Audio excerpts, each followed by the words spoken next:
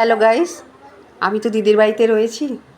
আজকে বুধবার, দিদিরা যে নিরামিষ খায়, যেহেতু আজকে ওদের গুরুবার, সেজন্য নিরামিষ কী কী রান্না হয়েছে দেখো। এখানে এই দেখো সাদা ভাত, এখানে চলে আসি, এখানে লাউ দিয়ে উচ্ছে দিয়ে মুগ ডাল, এখানে পাঁপড় ভাজা, এখানে আছে বেগুন ভাজা,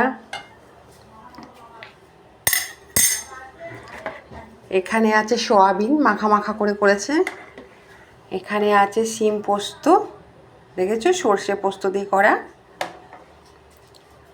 আর এখানে করেছে ফুলকপি আলু আর পনিরের তরকারি, এখানে আছে চাটনি টমেটোরের, আর এখানে আছে ঝোল, এখানে আছে মিষ্টি, ঝাল ঝাল টক টক খাওয়ার পর একটু মিষ্টি। দেখেছো? টাটা।